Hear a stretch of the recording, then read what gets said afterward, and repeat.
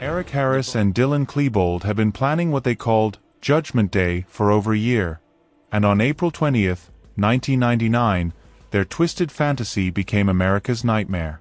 These weren't just two angry teenagers having a bad day, they'd meticulously crafted a plan that was supposed to be far worse than what actually happened. The original scheme wasn't even about shooting up their school, it was about blowing it up entirely. Harris and Klebold had planted 20-pound propane tank bombs in the cafeteria, timed to detonate during the busiest lunch period when hundreds of students would be eating. If those bombs had worked, we'd be talking about one of the deadliest terrorist attacks in American history, not just a school shooting. But here's where their plans started falling apart. The bombs were duds. Harris and Klebold had arrived at school at 11:19 that morning, casually walked into the cafeteria with duffel bags containing their homemade explosives, set them down, and walked back out to the parking lot to wait for the fireworks. They'd even planted smaller bombs 3 miles away in a meadow earlier that morning, which partially exploded and should have distracted police, but the main event just wasn't happening.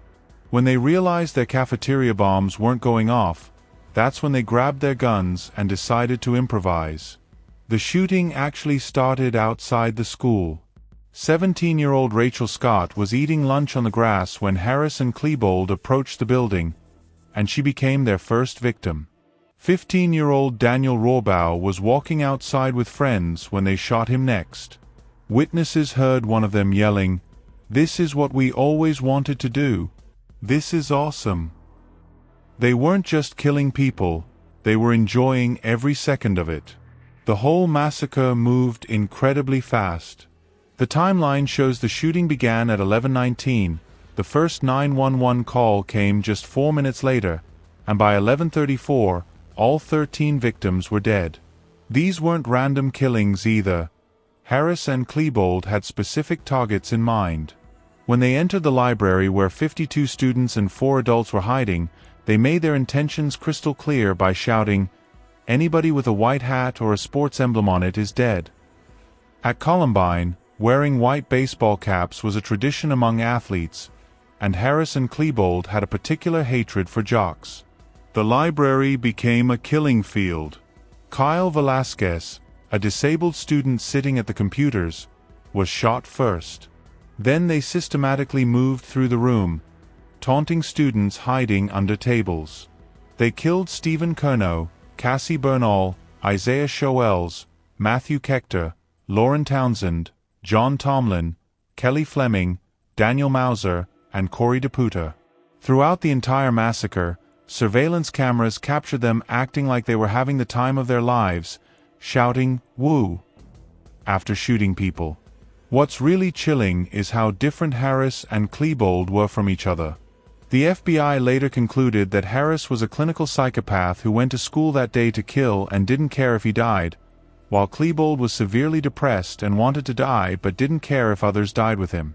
Harris was the mastermind with a superiority complex who maintained a website with bomb-making instructions and violent threats. Klebold's journals revealed someone drowning in despair and self-hatred, writing extensively about suicide and his infinite sadness. His final words on their pre-recorded videos were, "Just know I'm going to a better place. I didn't like life too much."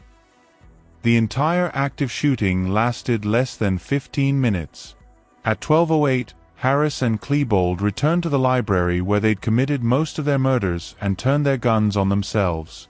But here's what made the whole situation even more tragic. SWAT teams didn't enter the building until 3 hours later. Teacher Dave Sanders, who'd been shot trying to warn students, bled out in a science room waiting for help that came too late. 23 wounded people lay suffering for hours because police protocol at the time was to secure the perimeter and wait. By the time the smoke cleared, 13 people were dead and 24 others wounded. But the real impact of Columbine went far beyond those numbers. This wasn't just another school shooting. It became the template that inspired countless copycats and changed how America thinks about school safety forever. Harris and Klebold had succeeded in their ultimate goal of achieving infamy, and their legacy continues to haunt America decades later. Mitchell Johnson was 13 years old and Andrew Golden was just 11 when they pulled off one of the most calculated and cold-blooded school massacres in American history. March 24, 1998 started like any other day at West Side Middle School in Jonesboro, Arkansas, but it ended with 5 people dead and 10 others wounded in what became the deadliest middle school shooting in United States history. The night before their attack, Golden helped Johnson load his mother's 1991 Dodge Caravan with camping supplies, snack foods, and 9 stolen firearms taken directly from Golden's grandfather's house. They packed over 2,000 rounds of ammunition along with rifles, revolvers, and pistols including a Remington 7.42 30-06 rifle, Universal 30 caliber M1 carbine replica, Ruger 44 Magnum rifle, Smith & Wesson 38 special revolver, and several other deadly weapons. These weren't just kids playing around, they'd methodically planned every detail of their attack. Johnson had a seriously troubled background that should have raised red flags everywhere. According to his legal team, he'd been sexually abused by a caregiver when he was 6 and 7 years old. 1 year before the school shooting, Johnson had been charged with molesting a 3-year-old girl, but those records were sealed because of his age. Despite being active in church youth groups, Johnson showed clear signs of psychological and emotional problems that nobody properly addressed. The morning of March 24, Johnson took his mother's car keys without permission and drove to the school with Golden. They arrived late after deliberately missing their bus, then parked the van in a secluded wooded area behind the school where they planned to escape after the attack. At exactly 12:35 in the afternoon, as fifth period was just starting, Golden casually walked into the school and pulled the fire alarm. This wasn't random. They'd specifically chosen this time because they knew 87 students and 9 teachers would evacuate the building. Golden immediately ran back to the woods where Johnson was waiting with all the weapons positioned on a hill that gave them a clear view of the exit doors. When the unsuspecting students and teachers filed out for what they thought was just another fire drill, Johnson and Golden opened fire at 12:41. The attack lasted only 4 minutes, but they managed to fire 30 rounds with devastating accuracy. The victims were heartbreakingly young. 4 students died that day: Stephanie Johnson, Natalie Brooks, Paige Herring, and Brittany Varner, all between 11 and 12 years old.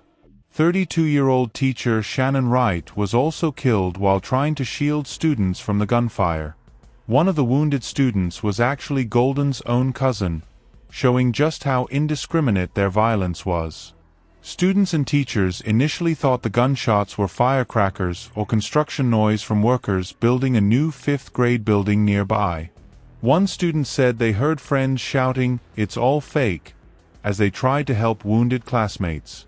Teacher Shannon Wright used her own body as a shield to protect a wounded student, ultimately costing her life. Another teacher was checking students off her class list when she heard what sounded like pops, like firecrackers, and thought someone was trying to frighten the children. When police arrived, Johnson and Golden tried to flee into the woods toward their getaway van, but officers quickly caught them. They were found wearing camouflage clothing and trying to run away from the scene. The boys were among the youngest individuals ever charged with murder in the United States. During their trial, Johnson read a letter of apology to the victims' families and claimed he hadn't intended to target anyone specifically. He also wrote letters from jail expressing sadness and offering prayers for the victims, saying he wanted people to know the real Mitchell. Because of their ages, both boys were tried as juveniles and found guilty of 5 counts of murder. They received the maximum sentence allowed by Arkansas law at the time: confinement until they turned 21. Prosecutors admitted they would have sought the death penalty if not for the boys' ages. Johnson was released on his 21st birthday, August 11, 2005, while Golden was freed on May 7, 2007. Golden later died in a car accident on July 27, 2019. Johnson faced more legal troubles after his release, including arrests for marijuana possession and illegal weapons, but was released again in 2015. The West Side shooting established a terrifying new template that other school shooters would copy: using fire alarms to force victims into the open where they could be easily targeted. This tactic has been used in at least half a dozen school shootings since then.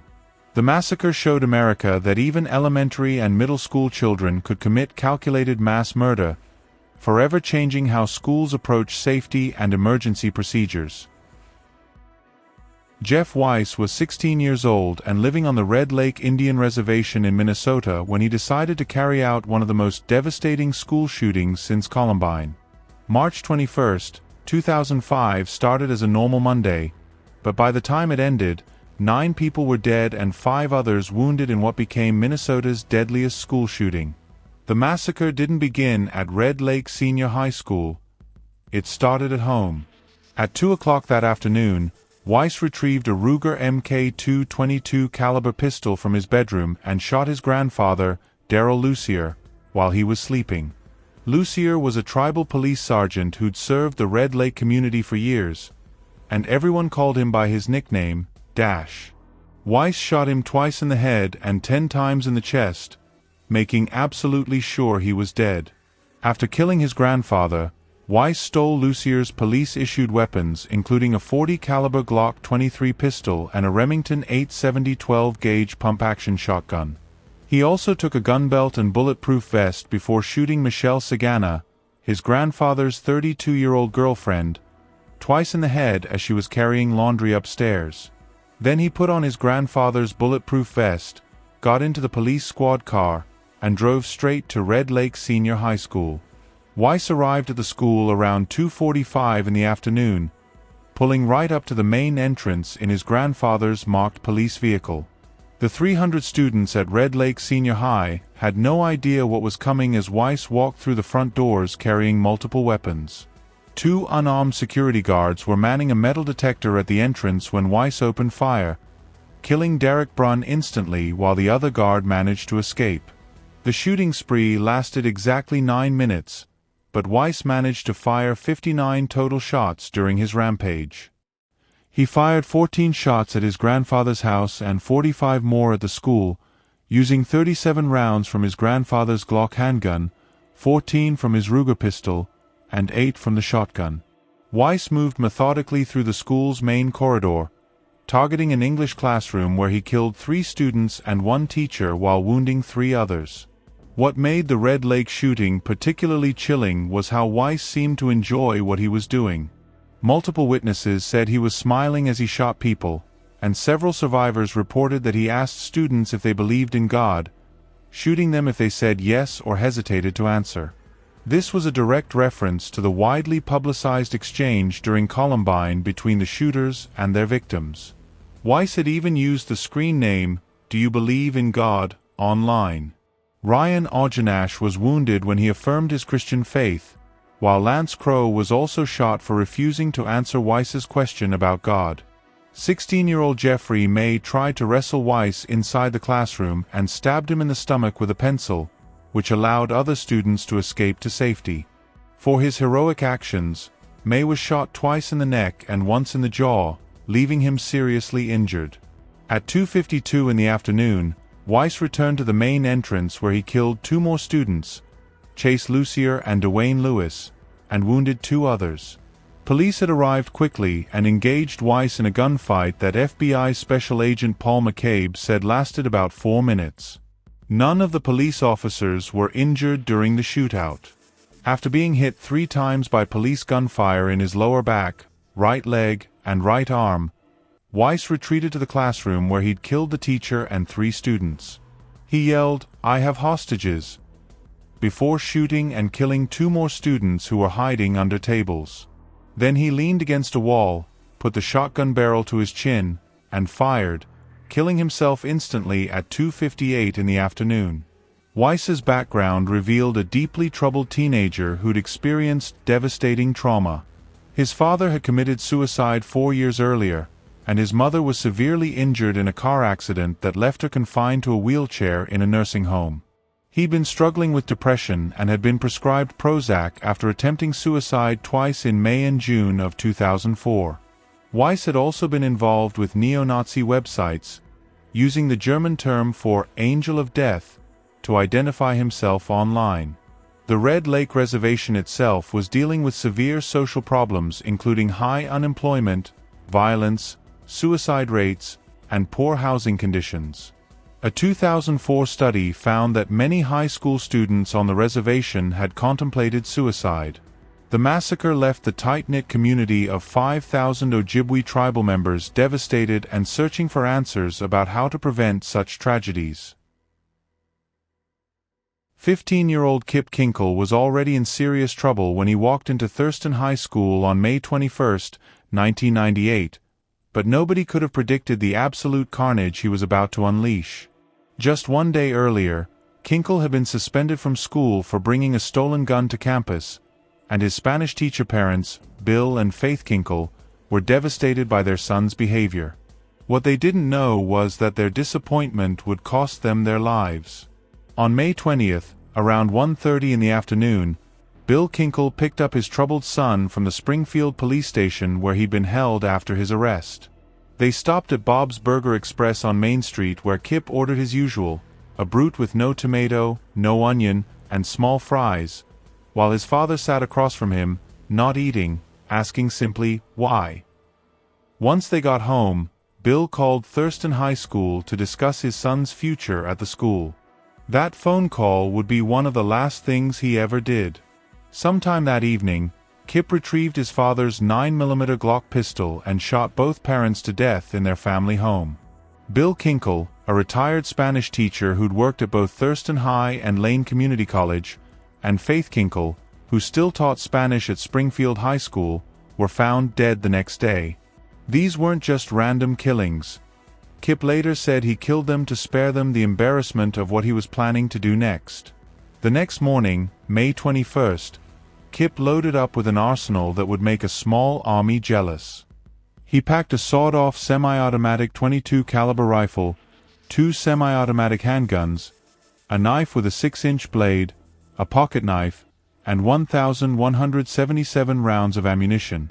Then he drove to Thurston High School in Springfield, Oregon, ready to make history in the worst possible way.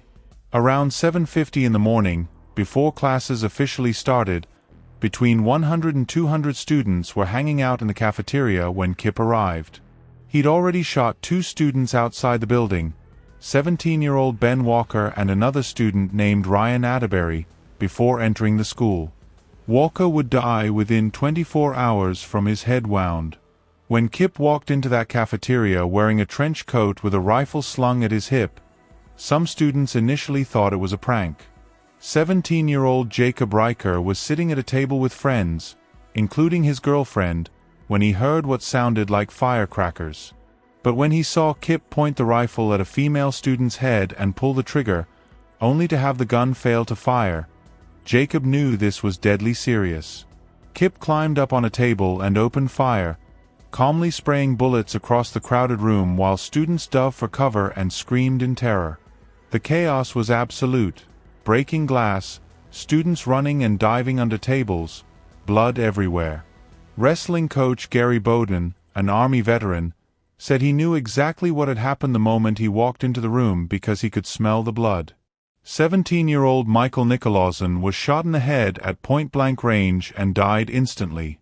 Multiple students were hit by the 50 rounds Kip fired from his .22 caliber rifle and 1 round from his 9mm Glock. The entire shooting rampage lasted about 5 minutes, but in that short time, Kip managed to kill 2 students and wound 25 others. The shooting only stopped because of Jacob Riker's incredible heroism. After being shot in the chest, Jacob saw Kip trying to reload his rifle and made a split-second decision that saved countless lives.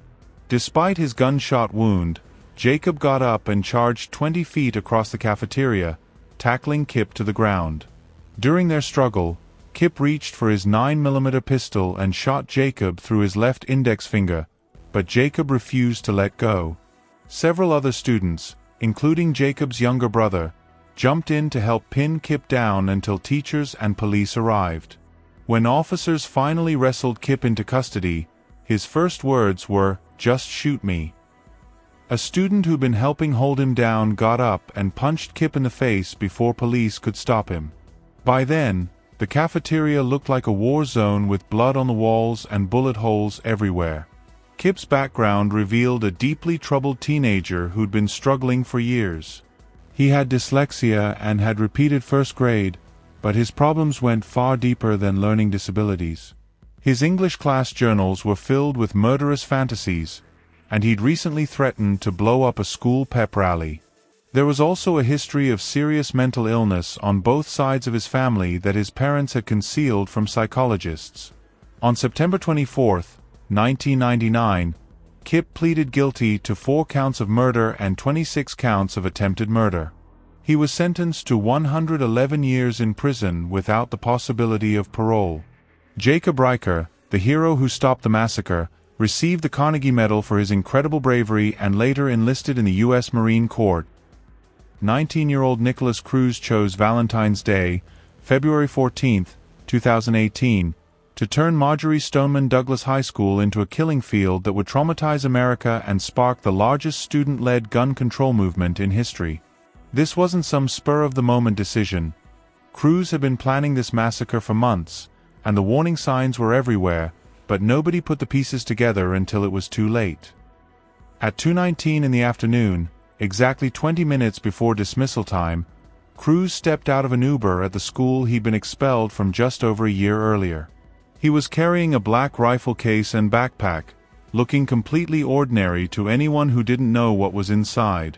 Campus security monitor Andrew Medina actually recognized Cruz immediately and called him the "crazy boy" over his radio, warning colleagues that this kid had been flagged as likely to commit violence at the school. But instead of stopping Cruz or calling a lockdown, Medina just unlocked the gates and let him walk right onto campus. Cruz headed straight for Building 12, the freshman building, a 3-story structure that housed 30 classrooms and was packed with about 900 students and 30 teachers. At 2:21, he entered the building and immediately went to the stairwell where he started assembling his weapon, a Smith & Wesson M&P 15 semi-automatic rifle that he'd legally purchased for $618.17 from Sunrise Tactical Supply. The gun store owner, Michael Morrison, later testified that when Cruz picked up the rifle, he asked what the teenager planned to do with it, and Cruz casually replied, "I go shooting with my friends on the weekends. I just want my own stuff." As Cruz was putting his rifle together, freshman Chris McKenna walked out of classroom 1216 to use the restroom and stumbled right into the nightmare. Cruz looked up at McKenna and said, "You'd better get out of here, something bad's about to happen." McKenna didn't need to be told twice. He bolted from the building and immediately started warning staff members, but by then Cruz was already moving. The massacre began at exactly 2:21 when Cruz entered the first-floor hallway and spotted 3 students, Martin Duque Anguiano, Gina Montalto, and Luke Hoyer, standing outside room 1215. He shot all 3 dead instantly while 14-year-old Ashley Baez was wounded in her upper leg. Then Cruz systematically moved through the hallway, firing through the windows of 4 closed classroom doors, killing 6 more students and wounding 13 others. 2 staff members were also murdered on that first floor. The entire first floor became a war zone in minutes. 37-year-old football coach Aaron Faze heard the gunshots and immediately ran toward the building to help evacuate students. Faze was shot and killed while shielding students from Cruz's bullets. Athletic director Chris Hickson also rushed toward the danger and was gunned down trying to protect kids. Cruz then moved to the second floor, but finding most classrooms locked, he quickly headed to the 3rd floor where he continued his rampage. 35-year-old geography teacher Scott Beigel was shot and killed while trying to lock his classroom door and get students to safety. 14-year-old Jamie Gutenberg was murdered along with Cara Loughran, Joaquin Oliver, Meadow Pollock, and Peter Wong. The shooting lasted less than 4 minutes, but Cruz managed to fire over 100 rounds, systematically hunting students and staff through 3 floors. 17 people were killed and 17 others wounded in what became one of the deadliest school shootings in American history. After his killing spree, Cruz calmly dropped his rifle and backpack on the 3rd floor and blended in with fleeing students. He actually walked out of the building with other survivors, then went to a Walmart where he bought a drink at the Subway inside before heading to McDonald's. Police arrested him about an hour and 20 minutes after the shooting while he was walking down a residential street in Coconut Creek.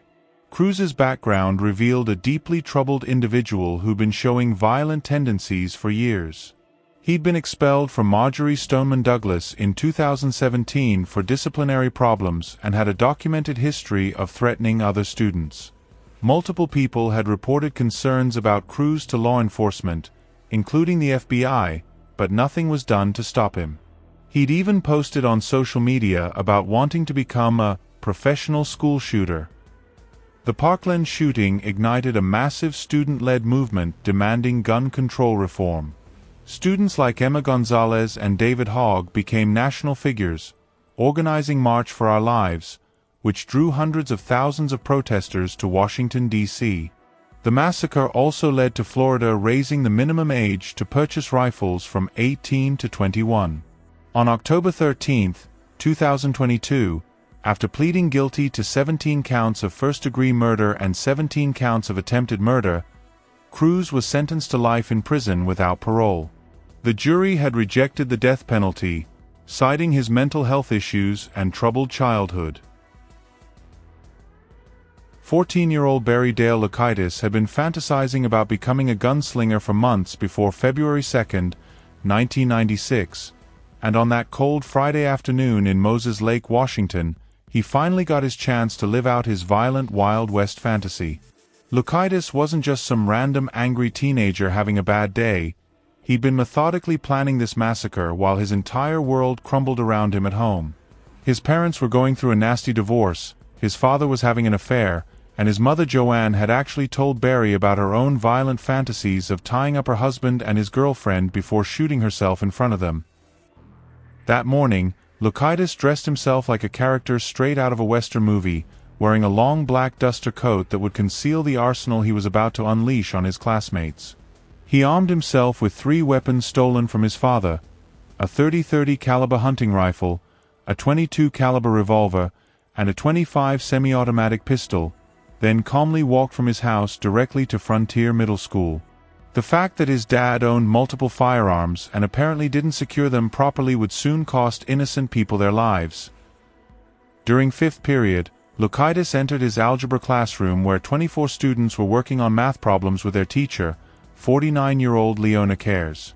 Before anyone could react to this kid walking in wearing a gunslinger costume, Loukaitis cocked his lever-action rifle and immediately shot 14-year-old Manuel Vela Jr. almost point-blank in the chest. As other students tried to dive for cover under their desks, Loukaitis systematically shot Arnold Fritz and 13-year-old Natalie Hintz as they desperately tried to get away from the gunfire. When teacher Leona Cares saw the carnage unfolding and exclaimed, "No, no," Loukaitis turned his rifle on her and shot her in the back as she tried to hide behind her desk. The bullet hit her in the chest, and she died almost instantly. According to witness testimony, Cares was holding a piece of chalk in one hand and an eraser in the other when she was murdered, showing she'd been in the middle of teaching when this nightmare began. Manuel Vela also died within minutes from his gunshot wound. Arnold Fritz had been shot through the chest but somehow managed to stand up and walk to the back of the classroom before collapsing on the floor. Students watched in horror as their classmates struggled to breathe while bleeding out. Natalie Hintz was screaming in agony from gunshot wounds to her right arm and abdomen, and she'd eventually need to be airlifted to Harborview Medical Center in Seattle for emergency surgery. The scene inside that classroom was absolutely horrific, with dozens of rifle casings scattered across the floor and blood everywhere after the initial shooting. Loukaitis backed himself into a corner of the room where he couldn't be seen from the windows or doorway and began holding his surviving classmates hostage at gunpoint. His plan was to use one of the terrified students as a human shield so he could safely escape the building. But then John Lane, the school's physical education teacher and wrestling coach, heard the gunshots and came running toward the danger instead of away from it. When Lane entered that blood-soaked classroom and saw the carnage, he immediately volunteered to be Loukaitis' hostage. Lane had been a champion wrestler in his youth and knew he might be able to overpower the teenager if he got the chance. Loukaitis accepted Lane's offer and kept the rifle pointed directly at the teacher while planning his escape route. But then Lane saw his opportunity. During a split second when Loukaitis was holding the rifle pointed at the ceiling instead of at him, Lane charged forward and tackled the shooter. The former wrestling champion pinned Loukaitis and his weapon against the classroom wall, ending the massacre exactly 10 minutes after it had begun. Lane held the teenage killer on the ground until police arrived at the scene. His heroic actions undoubtedly saved multiple lives, as Loukaitis still had ammunition remaining and had shown no signs of stopping his killing spree. Loukaitis was tried as an adult despite being only 14 years old and convicted on 3 counts of aggravated first-degree murder.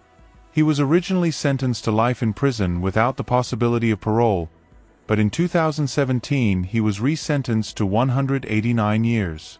During his resentencing hearing, family members of the victims confronted Loukaitis directly, with hero teacher John Lane asking him, "Why did you do it? Why that day and that classroom?" Loukaitis finally apologized to the victims' families over 20 years later during his 2017 resentencing hearing, writing in a handwritten letter that he'd never apologized before because he feared it would only add insult to injury. He described himself as a hostile and rude 14-year-old who should have pleaded guilty instead of putting the community through an agonizing trial. The families confronted him directly, with victims' relatives describing how their lives had been forever destroyed by his 10 minutes of violence. Arnold Fritz's mother told him her son had dreamed of becoming a teacher, while Leona Kerr's family explained how they still struggled with nightmares decades later. Loukaitis was resentenced to 189 years in prison and remains incarcerated today with no possibility of parole. He's earned his high school diploma behind bars and works as a teacher's aide, but he'll likely spend the rest of his life paying for those deadly moments in that Moses Lake classroom. The Frontier Middle School shooting became historically significant as one of the first modern teenage school massacres, occurring 3 years before Columbine and establishing patterns that later killers would follow. Loukaitis's Wild West gunslinger costume, his use of multiple weapons, and his detailed planning became a template for future school shooters. The case also made John Lane a national hero and changed how schools trained staff to respond to active threats. Moses Lake's small farming community was forever scarred, proving that school violence could happen anywhere in America, setting the stage for the epidemic of teenage massacres that would plague the nation for decades to come.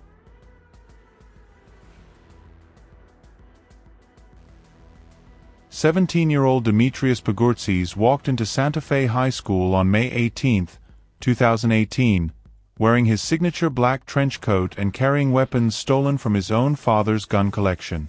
This wasn't just any Friday morning, it was the day he'd been planning to make international headlines by turning his art classroom into a slaughterhouse.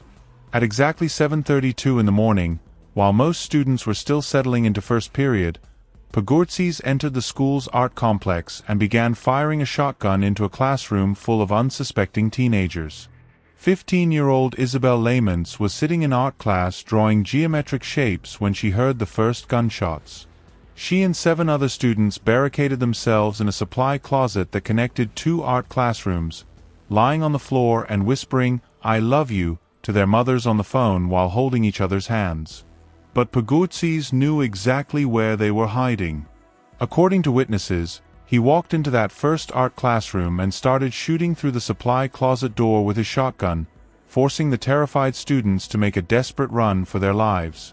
When he spotted a student he recognized, he actually said, "Surprise," before shooting them in the chest. Even more chilling, one wounded victim reported that Pagurtzis was singing "Another One Bites the Dust" in between shots, treating the whole massacre like some twisted karaoke performance. This wasn't some random outburst of teenage rage. Pagurtzis had been methodically planning this attack for months. 3 weeks before the shooting, he'd posted a photo on Instagram showing a knife and handgun spread out on a mattress. His social media presence was absolutely terrifying in hindsight. On April 30th, he'd posted a picture of a t-shirt with the words "Born to Kill" on his Facebook page. He also shared photos of his black trench coat covered with disturbing symbols including an iron cross, a communist hammer and sickle, and a satanic goat head. Pogortses had captioned that trench coat photo with explanations for each symbol: hammer and sickle equals rebellion, rising sun equals kamikaze tactics, iron cross equals bravery, Baphomet equals evil, Cthulhu equals power. This kid was obsessed with violence and death imagery, following 8 different gun fan pages on Instagram and only 13 accounts total. Incredibly, he also followed President Trump, the White House, and multiple Trump family member accounts. The shooting lasted exactly 30 minutes, but Pogortses managed to kill 10 people and wound 13 others in that short time frame. 8 students and 2 substitute teachers lost their lives, including art room aide Cynthia Tisdale, a beloved mother of 4 whose family described her as someone who loved children and teaching. Exchange student Sabika Sheikh from Pakistan was also among the dead, just weeks before she was supposed to return home. What made this massacre particularly horrifying was that Pogortses came prepared for total destruction. Police found 4 pipe bombs, a Molotov cocktail, a carbon dioxide device wrapped in duct tape, and pressure cooker bombs similar to the ones used in the Boston Marathon bombing. If those explosives had worked properly, the death toll could have been catastrophic. Fortunately, authorities later determined that his homemade bombs were completely non-functional. The weapons Pogortses used, a shotgun and .38 caliber revolver, belonged to his father, Antonios Pogortses, who legally owned them but apparently had no idea his son had taken them. Antonios had immigrated from Greece in his mid-20s and ran an agricultural machinery business in the Santa Fe area. Despite multiple warning signs, including Pogortses wearing that menacing trench coat to school almost every day, nobody connected the dots until it was too late. Students and teachers described Pogortses as quiet but not creepy, an honor roll student who played junior varsity football and danced with his local Greek Orthodox church group. However, at least one witness claimed he'd been bullied by multiple students and coaches, though the school denied allegations about coaches. His former teachers said they'd never seen him draw or write anything suspicious in his journals. Santa Fe ISD police officers confronted Pogortses within 4 minutes of the shooting starting, engaging him in a gunfight that left school resource officer John Barnes in critical condition. At 8:02 in the morning, after being wounded by police gunfire, Pogortses finally surrendered as he exited Art Lab 2. His first words to officers were reportedly threats to shoot them. Pogortses has been found incompetent to stand trial multiple times and remains committed to a mental health facility. In August 2024, a jury found his parents not liable for the massacre, despite victims' families arguing they were negligent for allowing their son access to weapons. Another is Charles Whitman, who had been planning the deadliest mass shooting in American history up to that point, and August 1, 1966 was the day he finally snapped. This wasn't some teenage outburst. Whitman was a former Marine sharpshooter and engineering student at the University of Texas who'd been experiencing severe headaches and violent thoughts for months. What made his case so chilling was that he actually requested an autopsy in his suicide notes because he wanted to know what was wrong with his brain. The massacre began in the early morning hours when Whitman drove to his mother's apartment near downtown Austin at around 3 in the morning. Margaret Elizabeth Whitman was asleep when her son stabbed her in the chest and then shot her in the back of the head. He left a note saying he loved her but couldn't stand the thought of her suffering embarrassment from what he was about to do. Then he drove home to his small South Austin house where he murdered his wife Kathleen as she slept in their bedroom around dawn. From 3 in the morning until 11:30, Whitman methodically prepared for what he called his rampage. He wrote several notes explaining his actions, bought ammunition and a shotgun from hardware and sporting goods stores, and packed survival gear including food, water, gasoline, rope, and binoculars along with 6 different firearms and 700 rounds of ammunition. This guy was planning for an extended siege, not just a quick shooting spree. At 11:30 in the morning, wearing overalls to disguise himself as a maintenance worker, Whitman arrived at the University of Texas campus and entered the iconic Tower building. He wheeled a footlocker on a dolly to the 27th floor elevator, then hauled all his gear up 3 flights of stairs to the 28th floor reception area. His first victim on campus was Edna Townsley, a university receptionist working on the 28th floor who he bludgeoned to death with a rifle butt. Minutes later, the Gabauer family from Texarkana walked up the stairwell as tourists wanting to visit the observation deck. Whitman used an illegally modified shotgun to kill Mark Gabauer and his aunt Marguerite Lamport instantly while severely wounding Mark's mother and Marguerite's nephew. Then he barricaded the stairway entrance and positioned himself on the observation deck 231 feet above the campus at 11:48 in the morning. Whitman began firing down at people crossing the campus and walking on nearby streets. His first shots hit Claire Wilson, an 18-year-old student who was 8 months pregnant, killing her unborn son instantly. The baby became the youngest victim of the massacre. For the next 96 minutes, Whitman systematically picked off targets with terrifying precision using multiple rifles, including a Remington 706 with a 4-power scope. Students and faculty had no idea what was happening at first. Many thought construction workers were dropping tools or that someone was playing with firecrackers. But when people started falling and blood splattered the concrete, the horrifying reality set in. Whitman didn't discriminate. He shot at professors, students, police officers, and even children walking with their parents. Austin police officer Billy Speed was killed while trying to approach the tower, becoming one of 17 total victims. The entire campus became a war zone as hundreds of people dove for cover behind trees, cars, and buildings. Students and civilians risked their lives running into the line of fire to drag wounded people to safety. Some private citizens even grabbed their own hunting rifles and started shooting back at Whitman from the ground, though they were too far away to be effective. Vietnam veteran Brehan Ellison repeatedly ran into the open to rescue wounded people, later telling reporters his strategy was to run hard and keep low.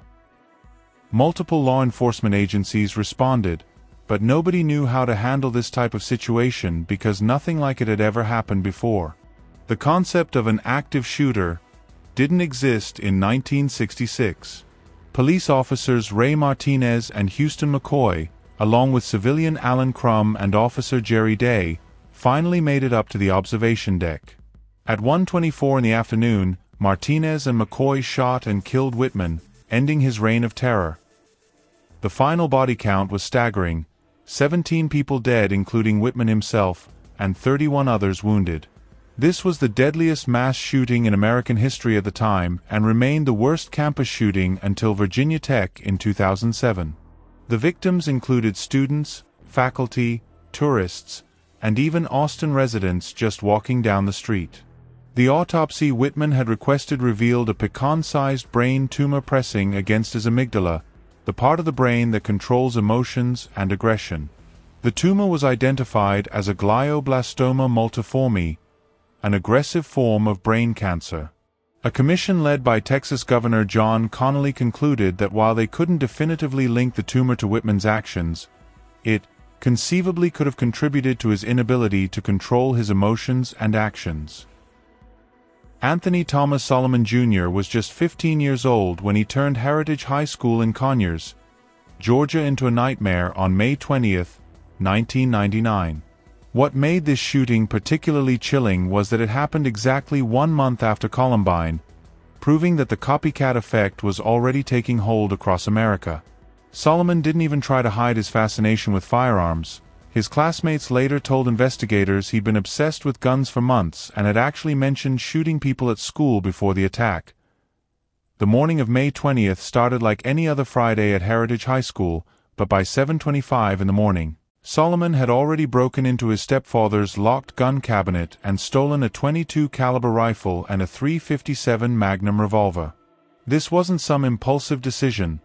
Solomon had been planning this attack and knew exactly where his parents kept their weapons. What's really disturbing is that multiple friends later said Solomon had lots of guns at home and was constantly talking about them. Around 8:15 in the morning, while over 100 students were hanging out in the school's common area before first period, Solomon calmly walked in carrying his rifle and opened fire. Unlike other school shooters who aimed to kill as many people as possible, witnesses said Solomon deliberately aimed below the waist, almost like he wanted to wound people rather than murder them. He methodically fired 11 shots from his rifle, hitting 6 different students and sending the entire commons area into absolute chaos. The scene was terrifying as students dove for cover, screaming and running in every direction while Solomon continued shooting. 15-year-old Stephanie Laster was critically wounded and rushed to the hospital, while the other 5 victims suffered what doctors called non-life-threatening injuries. But just because nobody died doesn't mean this wasn't traumatic. These were real teenagers getting shot by their classmate in what should have been a safe space. After emptying his rifle, Solomon ran outside the school building and fired 3 more shots from his revolver. Then he did something that showed just how messed up his mental state was. He knelt down on the ground, pointed the revolver at his own head, and tried to kill himself. But instead of pulling the trigger, he started crying and yelling, "Oh my God, I'm so scared." 2 assistant principals, Chris Dial and Cecil Brewer, managed to talk him into surrendering without firing that final shot. What made this case even more bizarre was that a PBS film crew was actually on campus at Heritage High School when the shooting happened. They'd been in Conyers filming a documentary about a sexually transmitted disease outbreak that had affected local teenagers back in 1996. The crew ended up capturing footage and interviews that provided incredible insight into how a school community deals with sudden violence. Solomon's background revealed a troubled teenager dealing with serious psychological issues. During his trial, his defense attorney argued that he was mentally ill and needed treatment rather than prison time. Solomon himself told the court, "I apologize to the court and everyone who was hurt. I'm sorry for what I did. I don't understand why I did it. I see myself as a little confused and I'd like to get help." The legal proceedings dragged on for over a year before Solomon finally pleaded guilty but mentally ill in November 2000. Superior Court Judge Sidney Nation sentenced him to 40 years in prison plus 65 years of probation, saying he would err on the side of safety for the community. Solomon's attorney had recommended only 10 years and indicated they might appeal the sentence. But here's where the story gets really controversial. Solomon's sentence was later reduced from 40 years to just 20 years in prison. He ended up serving only 17 years before being released on parole on July 26, 2016. His early release caused outrage among the victims' families, with one father calling it a huge mistake.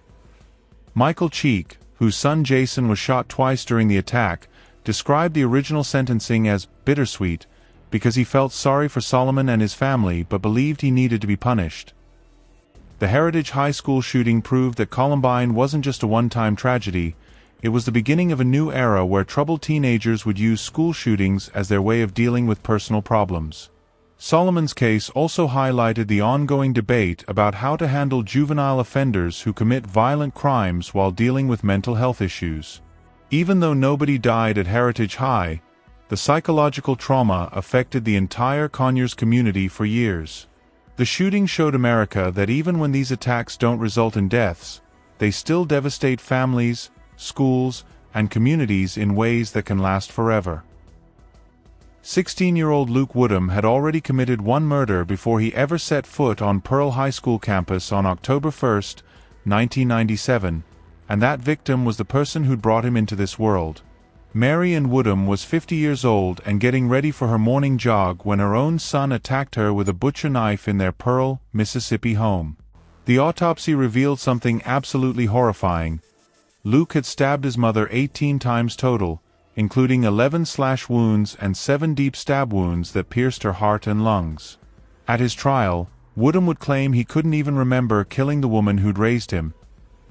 After brutally murdering his mother, Woodham calmly took her Toyota Tercel and drove to Pearl High School where he was a junior. This wasn't some random outburst of teenage rage.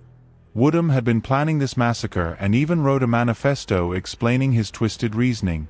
He wore a long black trench coat to conceal the .30-30 rifle he'd stolen from his older brother, who'd owned it legally. The rifle wasn't the only weapon Woodham had access to. His family apparently had multiple guns in their home. When Woodham entered the school that morning, he immediately found his friend Justin Sledge in the commons area and handed him the manifesto. Sledge realized exactly what was about to happen and quickly gathered some friends to hide in the library while Woodham began his killing spree. One witness later testified that Sledge told him not to turn around no matter what he heard, not to look back, and just to keep moving forward. Sledge knew his friend was about to become a killer. Woodham's primary target was 17-year-old Christina Menifee, his ex-girlfriend who'd broken up with him and completely shattered his world. The breakup had sent Woodham into a spiral of depression and rage that ultimately led to this moment. He found Christina first and shot her dead, fulfilling what he later described as getting his revenge on her. Then he killed 16-year-old Lydia K. Dew, another student who had nothing to do with his personal problems but became a victim of his uncontrolled fury. After murdering the two girls, Woodham continued firing his rifle throughout the school hallway, wounding 7 more students in what he would later call his reign of terror.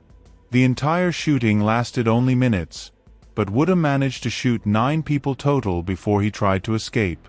Students were screaming and running in every direction as this armed teenager stalked through their school with a high-power hunting rifle. But Woodham's escape plan fell apart thanks to the incredible heroism of Pearl High School Assistant Principal Joel Myrick. When Myrick heard the gunshots, he didn't hide or wait for police. He ran to his truck and grabbed his own .45 caliber semi-automatic pistol. Myrick spotted Woodham trying to flee the parking lot in his mother's car and shouted for him to stop. When Woodham kept driving, Myrick pursued him and somehow caused Woodham to lose control of the vehicle. Then Myrick held the teenage killer at gunpoint until police arrived. During his trial, the disturbing truth about Woodham's motivation came out. He testified through tears that the murders were the result of his heartbreak over losing Christina and his dangerous fascination with occult rituals. Woodham had fallen under the influence of 19-year-old Grant Boyette, who'd introduced him to a cult-like group called the Croth.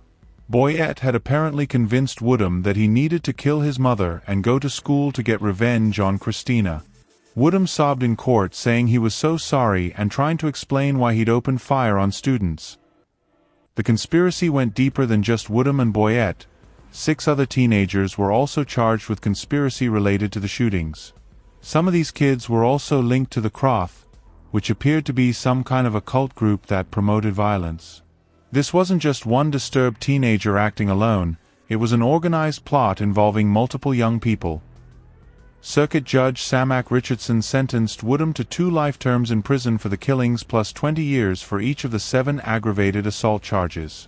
Christina's father, speaking at the sentencing, said he hoped a message would be sent nationwide that this type of crime wouldn't be tolerated in society.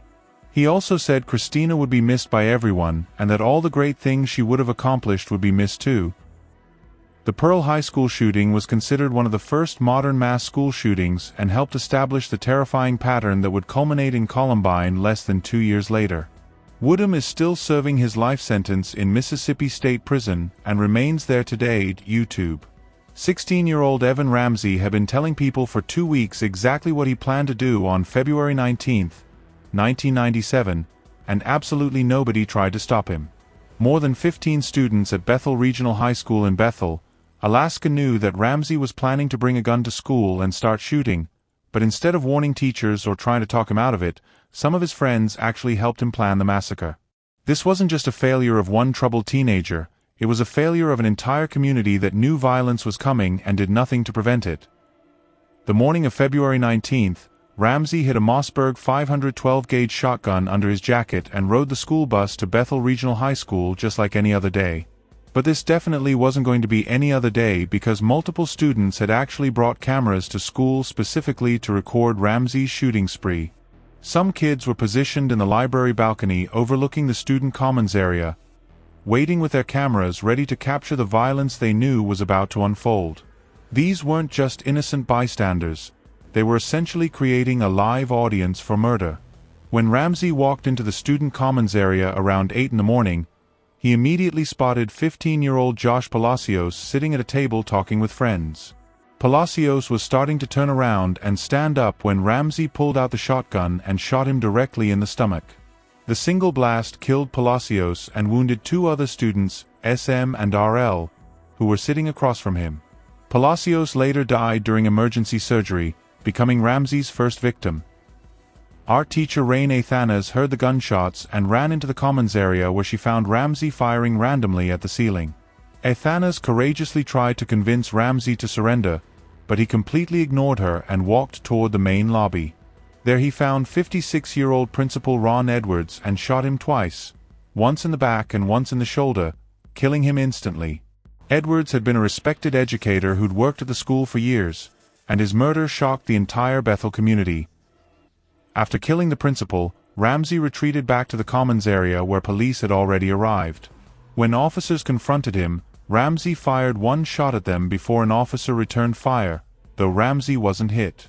Then something really bizarre happened. Ramsey placed the shotgun barrel under his chin like he was going to kill himself, but instead of pulling the trigger, he said, "I don't want to die," and laid the weapon on the ground.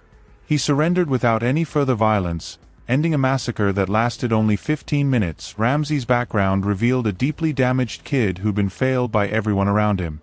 His classmates constantly bullied him and called him Screech, after the nerdy character from the TV show Saved by the Bell. But the bullying was just the tip of the iceberg. Ramsey had experienced horrific abuse throughout his childhood. His mother lived with a series of violent men who physically abused Ramsey and his brothers. He'd also been sexually abused by an older boy in one of his foster homes. The family history gets even more disturbing when you learn about Ramsey's father, Don, who'd committed his own shooting spree at the Anchorage Times newspaper in October 1986.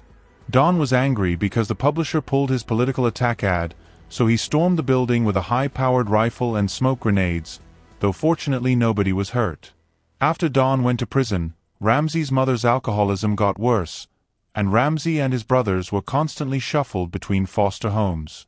What makes the Bethel shooting particularly disturbing is how Ramsey's friends enabled and encouraged his violence.